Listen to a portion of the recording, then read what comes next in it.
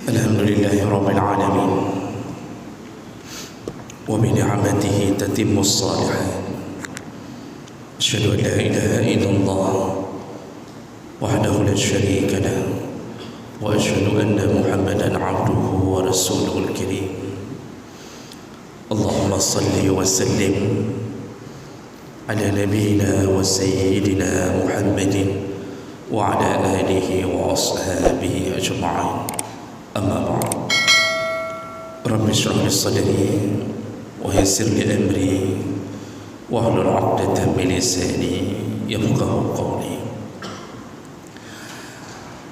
Segala puji bagi Allah, kemudian salawat dan salam kepada Rasulullah, pada keluarga dan seluruh sahabat-sahabatnya. Bapak-bapak dan ibu-ibu jemaah salat subuh yang Allah muliakan insyaAllah.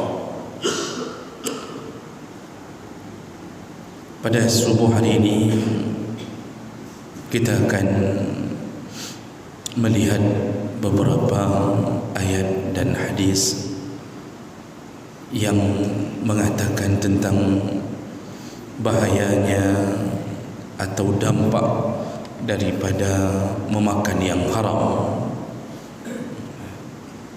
Bapak Ibu yang Allah muliakan, ada salah satu kisah dalam kitab Wafayatul A'yan dan juga banyak disebutkan dalam kitab-kitab yang menceritakan tentang kisah orang-orang saleh terdahulu. Dan kisah ini mengenai tentang seorang budak yang bernama Mubarak. Dia bekerja di salah satu kebun anggur milik majikannya. Jadi dia diperintahkan untuk menjaga kebun majikannya.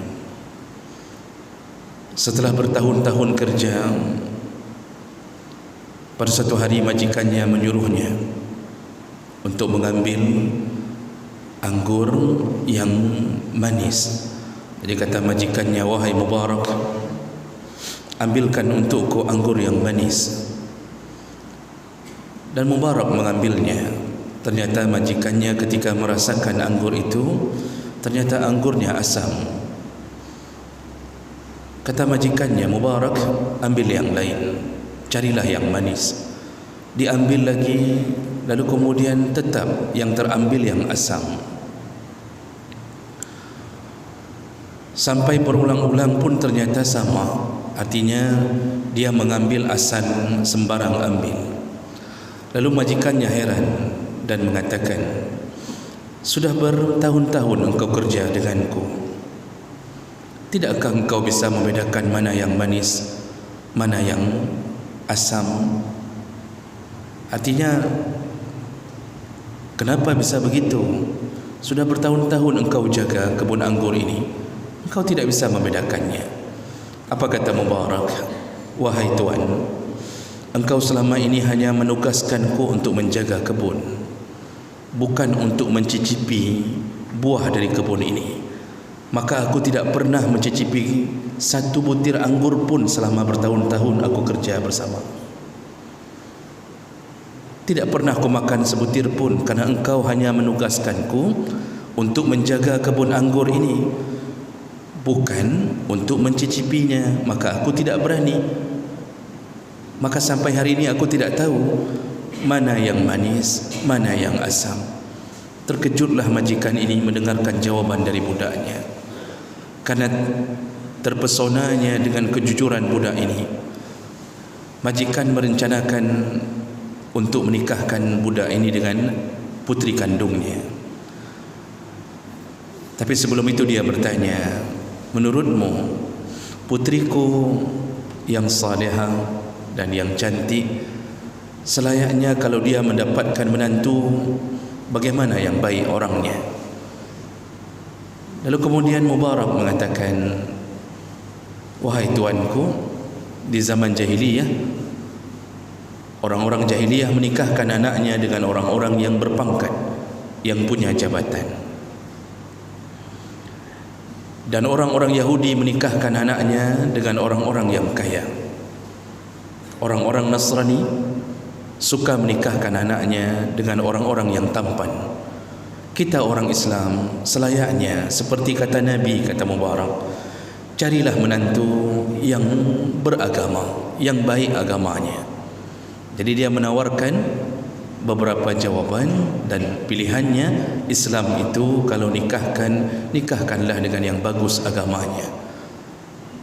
Lalu majikan itu menjawab, kalau begitu engkaulah pilihanku, kunikahkan engkau dengan putriku. Akhirnya dibebaskanlah Mubarak dari perbudakan, lalu kemudian dinikahkan dengan putrinya. Dan lahirnya dari pernikahan itu lahirlah seorang anak yang diberi nama Abdullah, yang kemudian dikenal dengan Abdullah bin Mubarak. Nah, siapakah Abdullah bin Mubarak? Yaitu gurunya Imam Bukhari, salah seorang alim saleh di zamannya. Bahkan Imam Bukhari berguru kepadanya.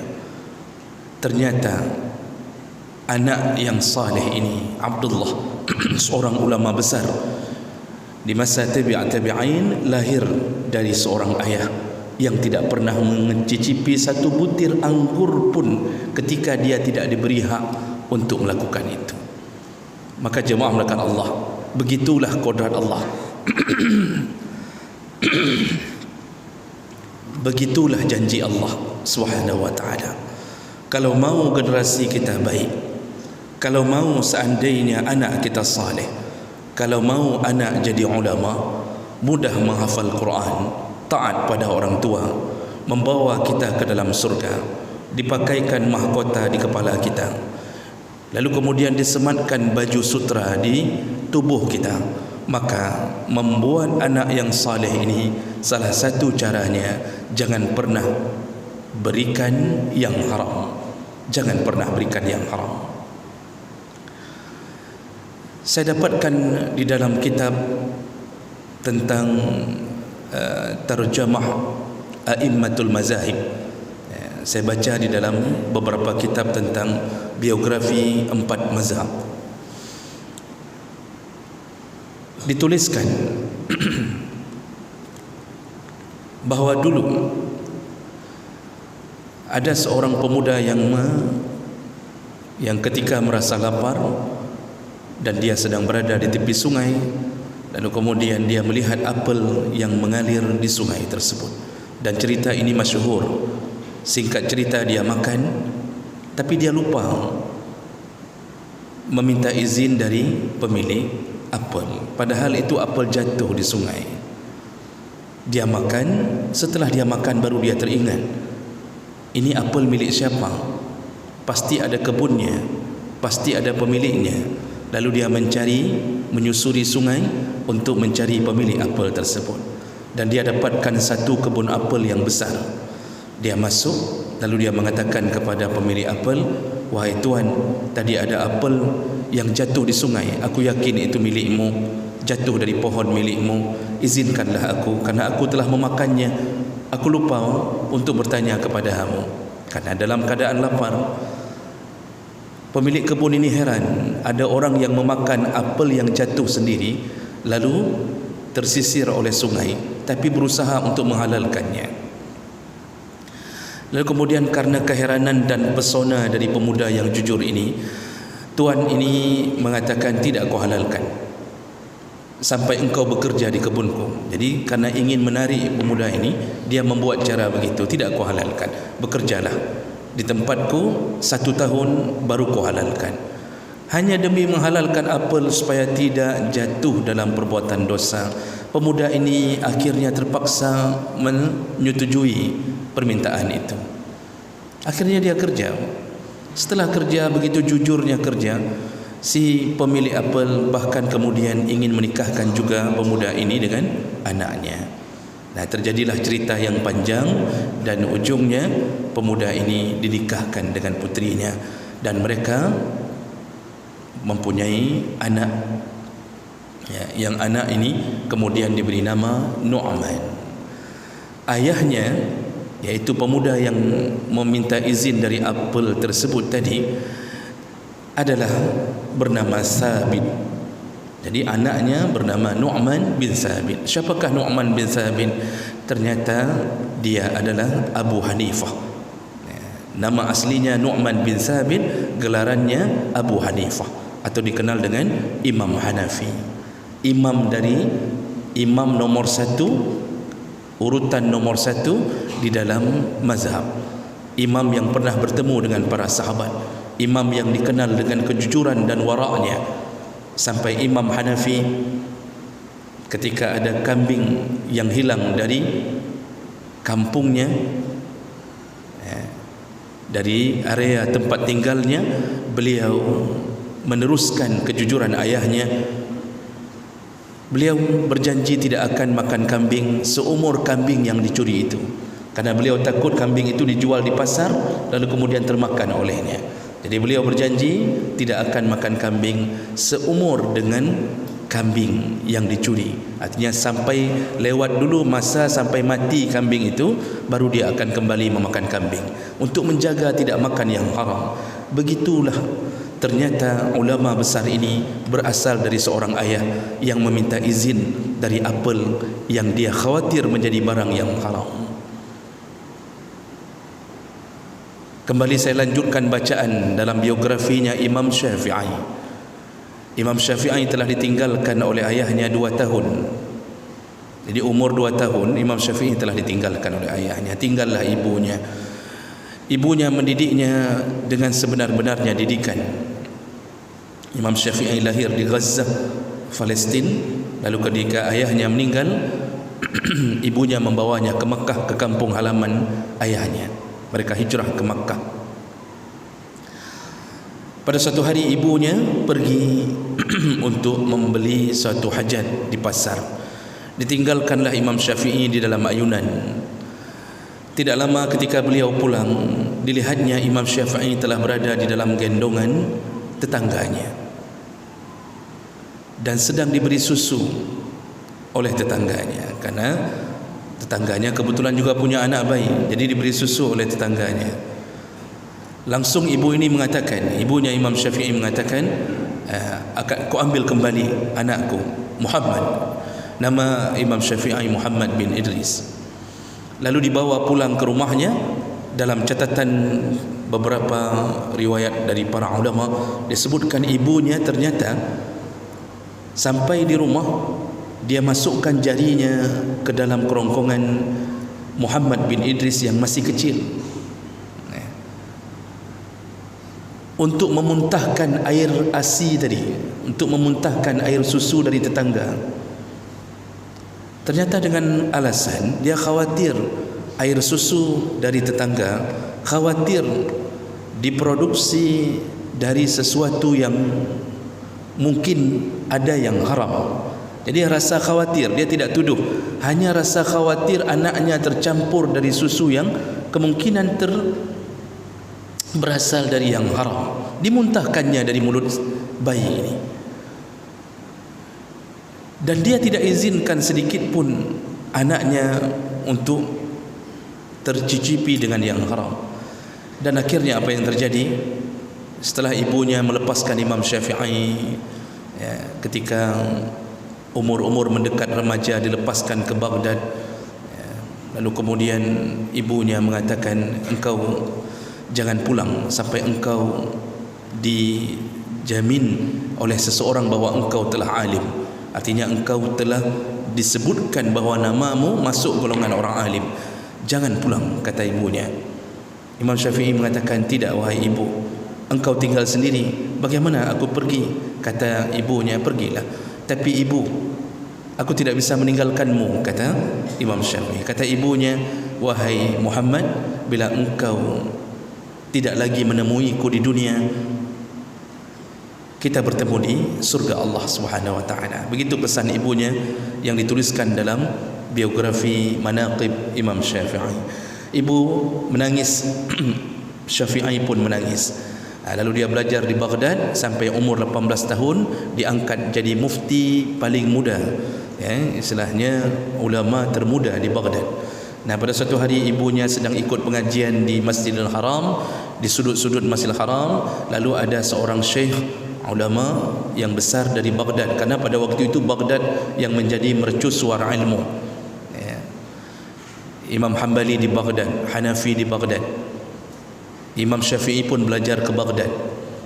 Makanya peninggalan di Baghdad itu begitu banyaknya peninggalan kutab-kutab, tempat-tempat belajar. Itulah yang dihancurkan oleh Amerika, menghilangkan semua situs sejarah tentang kemuliaan Baghdad.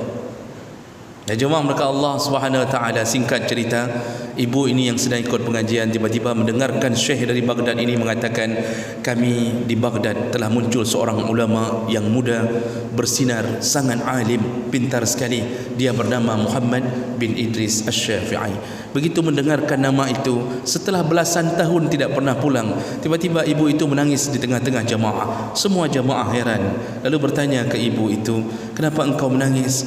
Ada apa denganmu? Karena ceritanya bukan cerita sedih.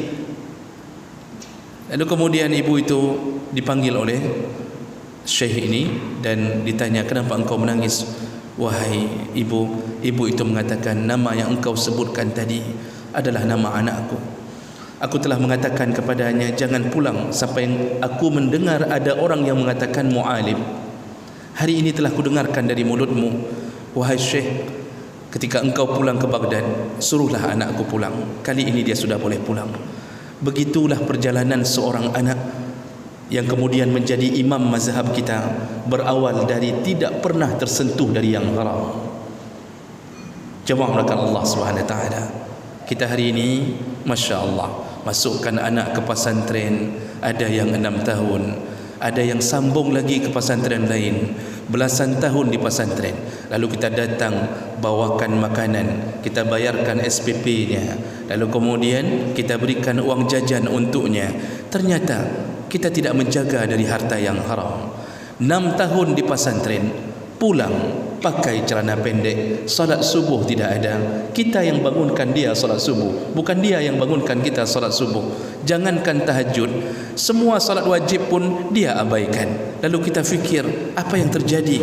Pakai anak elong lagi nyo, pakai 6 tahun di pesantren, tetap lagi sahaja, tetap akhlaknya tidak berubah, tidak taat pada orang tuanya, ibadahnya tidak terjaga. Yang cewek pun kadang-kadang memakai celana ketat. Nya 6 tahun pesantren, pesantren dengan luar ketat.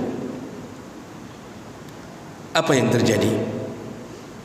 Di mana kegagalan kita? Ingat-ingatlah, semua sejarah membuktikan harta haram akan membuat orang tidak bisa menjadi orang takwa. Makanya disebutkan oleh Allah Subhanahu wa taala dalam surat Al-Maidah, Allah mengatakan, wa kulu mimma razaqakumullah halalan thayyiban wattaqullaha alladzi antum bihi mu'minun. Makanlah dari apa yang Allah infakkan, kata Allah, halalan thayyiban, makan dari apa yang Allah infakkan kepadamu, tapi yang halal dan yang thayyibah, halal dan baik. Ada yang halal tapi tidak baik, maka dua-duanya diutamakan, halal dan baik. Maka kalimat halal dan thayyibah itu dicantumkan dalam beberapa ayat. Ada yang baik tidak halal, baik makanannya, rasanya lezat tapi tidak halal. Daging babi itu katanya lezat, katanya, lu ada rasa apa? Katanya, Allah alam. Ada teman yang terjebak di satu restoran, termakan daging babi. Dia tidak tahu bahwa itu daging babi. Termakan satu butir daging babi, baru diberitahu bahwa itu daging babi, dan dia tidak lanjutkan. Lalu saya tanya, bagaimana rasanya? Apa jawaban dia? Seandainya dihalalkan Allah, maka sungguh kita akan makan daging babi setiap hari. Lebih lezat daging babi daripada daging sapi. Jadi kuah belangongnya bui mandum kalau seandainya dihalalkan Allah. Rasanya enak tetapi tidak halal, tinggalkanlah, kata Allah. Ada yang halal tetapi tidak baik. Kipas angin halal tapi tidak baik untuk dimakan. Nyo mik nyo halal. Tapi hanaga duk dapat baju plastik, kopiah, baju koko getanyo, terus macam-macam. Itu dari sisi hukum, karena membuat tidak baiklah makanya diharamkan. Makanya makanan yang baik dan halal, dan Allah sambung setelah itu, bertakwalah engkau kepada Tuhanmu yang engkau yakini, yang engkau beriman kepadanya. Setelah ucapkan makan halal, Allah ucapkan takwa. Maka makan halal, salah satu cara untuk bisa takwa, makanlah yang halal. Makanan halal akan membuat orang kuat ibadahnya. Makanan halal akan membuat orang belajar dengan semangat. Dan ini akan membuat kita terhadang, akan membuat kita mampu menghadang langkah-langkah syaitan. Al-Baqarah 168, Allah menyebutkan, ya ayuhan nas kulu mimma fil ardi halalan tayyiba. Wahai manusia, kata Allah, makanlah dari rezeki Allah halalan tayyiba. Kembali Allah sebutkan halalan tayyiba. Lalu apa sambungan ayatnya? Wala tattabi'u khutuwatis syaitan. Janganlah engkau mengikuti langkah-langkah syaitan. Setelah Allah sebutkan makanan yang halal dan baik, Allah sebutkan jangan ikut. Makanya orang yang paling kuat untuk bisa mencegah langkah-langkah syaitan ketika makanannya halal. Sebaliknya, syaitan pun tidak mampu menjatuhkan orang-orang yang dalam dirinya makanan halal. Makanan halal, makanan haram sebaliknya, makanan haram, Bapak Ibu yang Allah muliakan, itu membuat orang bisa jatuh dalam maksiat, suka berbuat maksiat, dalam ibadah, tidak takwa, tidak takut pada Allah. Lihat surat Al-Maidah, Allah Subhanahu wa taala ketika menyebutkan kebiasaan orang Yahudi, wa tara katsiran minhum yusari'una fil ismi wal 'udwan wa aklihimus suh labi'sa ma kanu ya'malun. Kata Allah, lihatlah orang-orang Yahudi itu, mereka suka melakukan al-isma, suka melakukan dosa, wal 'udwan, dan mereka suka bermusuh-musuhan. Jadi perangai Yahudi suka lakukan dosa melawan Allah dan suka bermusuh-musuhan. Kenapa? Wa aklihimus suh, salah satu penyebabnya kebanyakan makan haram. Mereka suka makan haram. Maka orang yang makan haram biasanya jatuh ke maksiat. Nabi Adam alaihi salam dan istrinya Hawa alaihi salam, ketika diturunkan Allah, apa penyebabnya? Gara-gara makan yang diharamkan Allah. Lalu bagaimana keadaan mereka ketika sudah makan? Ditelanjangkan Allah. Maka orang yang suka makan haram biasanya suka telanjang. Walaupun kemudian Adam dan Hawa bertaubat, tapi pelajaran bagi kita, nyan so yang galak pakai luar pana, ya, orang-orang yang suka pakai celana pendek, yang gadis-gadis suka memakai celana ketat, baju ketat, pertanyakan rezeki yang dia terima dalam perutnya. Kemungkinan besar sekali orang tuanya tidak menjaga halal dan haram. Orang yang suka makan haram, maka Allah telanjangkan. Artinya dia suka telanjang dan dia tidak takut pada Allah Subhanahu wa taala. Ini semua menunjukkan apa? Berhati-hatilah dengan makanan yang haram. Jadi kalau kita ambil secara singkat, orang berfikir makan haram yang kiban. Ada dua metode, Pak. Ini secara singkat saja kerana waktu kita. Tadi moderator sudah tidak berani lagi mengumumkan waktu hanya 20 minit saja. Hang berdiri berkali. Biasanya kepada orang hadir ini nak begahnya.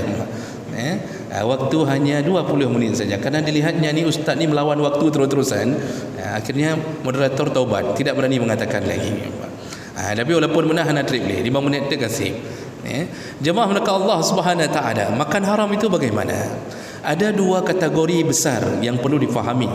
Yang pertama, makan haram bisa bermakna zatnya langsung yang dimakan, zat yang diharamkan, ain yang diharamkan. Apa saja? Babi, anjing, bangkai, darah, kemudian apapun binatang yang mati ditanduk, mati tidak disembelih, dan macam-macam. Itu semua yang kita ketahui, itu zatnya, itu makan haram. Dan itu biasanya kita, apalagi kita orang Aceh bang, itu masalah itu kita terjaga biasanya, walaupun ada juga yang tidak terjaga, ya, seperti narkoba, sabu-sabu, ya, yang sesuatu khamar, itu kita minum, ada yang minum khamar sejenis dengan khamar sama, semua sabu-sabu yang memabukkan sama, ada yang tidak jaga. Itu kembali kepada keadaan orang tuanya dulu. Kategori kedua yang disebut makan haram, bukan memakan langsung zatnya, tetapi proses menuju haram, prosesnya yang dia lakukan. Proses menjadi haram itu ada dua cara. Cara pertama, memakan harta orang, mencuri, merampok, semengut, habis berhutang tidak bayar, sudah jatuh tempo lari, itu pencuri. Lalu hutang itu dia berikan untuk anak istrinya, yang haram. Mengambil harta orang maka berubah menjadi haram, apapun caranya. Boleh dengan cara berkas, dia ada berkas, kadang-kadang tauruh suatu ADM, administrasi berkas yang seharusnya 200.000 tapi diminta wang rokok, kalau enggak kasih wang rokok enggak dikeluarkan. Nyan maju haram, nyan peng rokoknya peng haram maksudnya. Jadi kalau kita membuat sebuah apa, misal kita buat SIM, STNK, KTP atau apa saja, lalu dia bebankan, tolonglah beli rokok sebentar. Rokok bukan satu bungkus, satu selop you belah bang. Kita sudah lulus pengumuman PNS, kita lulus, ternyata pas daftar ulang dia katakan tidak bisa kami terima, harus ada sesuatu dulu sebagai uang terima kasih lah, macam-macam, apapun namanya, nyan peng haram. Itu mengambil harta orang dengan cara zalim. Nah, itu cara pertama melalui proses. Proses kedua makan haram itu bisa terjadi yaitu dengan kita mengkhianati amanah yang diberikan. Itu bisa makan haram. Tidak pernah masuk kantor, cok gaji penuh. Kantor ada dua, ada kantor di kota, ada kantor di kebun. Kita masuknya kantor yang di kebun, cok gaji kantor yang di kota. Ngajar tidak pernah datang, yang dosen tidak pernah masuk, yang PNS kadang-kadang duduk di kedai kopi dari bunga sampai cok orang. Gaji cok penuh. Antrian orang yang akan urus urusan dengan kita itu ngantri panjangnya minta ampun. Kenapa? Tidak ada orangnya. Hokang orang yang jaga kalah kedai kopi. Tidak kerja, seharusnya masuk jam 8, masuk jam 11. Nyan lejem, nyan peng haram. Bawa pulang untuk anak dan isteri, tunggulah anak, lihatlah anak kita bagaimana jadinya, lihatlah isteri kita bagaimana jadinya. Itu disebut ghulul, khianat dalam amanah. Diberikan amanah tapi dia berkhianat, uang hasilnya adalah haram. Maka hati-hatilah Bapak Ibu yang Allah muliakan. Kalau mau anak menjadi ulama, kalau mau dia menjadi lampu pelita untuk di alam kubur kita, jangan berikan yang haram. Belajarlah dari orang-orang saleh yang terdahulu. Mudah-mudahan Allah jaga kita, mudah-mudahan Allah kuatkan rasa takut kita untuk menyentuh yang haram. Hari ini orang kehilangan rasa takut, kehilangan rasa takut. Yang penting pajuh dari part kerja home, dia buka pendaftaran, tempat daftar itu tempat haram, dia daftar juga. Dibuka tempat haram, dia daftar. Kenapa? Rasa takut kepada Allah ada. Nah, ini yang perlu kita camkan kembali, dan mudah-mudahan Allah lindungi kita dari perbuatan ini. Saya cukupkan untuk hari ini, karena di antara kita ada yang akan melanjutkan kegiatan, yang akan bekerja kembali. Mudah-mudahan apa yang kita dengarkan bisa bermanfaat, dan mari kita tutup dengan bermunajat kepada Allah Subhanahu wa taala. A'udzubillahi minasyaitonir rajim. Bismillahirrahmanirrahim. Alhamdulillahirabbil alamin hamdan yuwafi ni'amahu wa yukafi'u mazidah. Ya Rabbana lakal hamdu kama yanbaghi li jalalika wajhikal karim wa li'azimi sultanik. Allahumma salli wa sallim ala nabiyyina wa sayyidina Muhammadin wa ala alihi wa ashabihi ajma'in. اللهم اغفر لنا ذنوبنا وذنوب والدينا وارحمهما كما ربيانا صغيرا ولجميع المسلمين والمسلمات والمؤمنين والمؤمنات الأحياء منهم والأموات وتابع بيننا وبينهم بالخيرات وتقبل يا سميع قريب مجيب الدعوات. اللهم أعنا على ذكرك وشكرك وحسن عبادتك. ربنا لا تزغ قلوبنا بعد إذ هديتنا وهب لنا من لدنك رحمة إنك أنت الوهاب. ربنا آتنا في الدنيا حسنة وفي الآخرة حسنة وقنا عذاب النار والحمد لله رب العالمين. Demikian Bapak Ibu yang Allah muliakan. Subhanakallahumma bihamdik asyhadu an la ilaha illa anta astaghfiruka wa atubu ilaik. Wassalamu alaikum warahmatullahi wabarakatuh.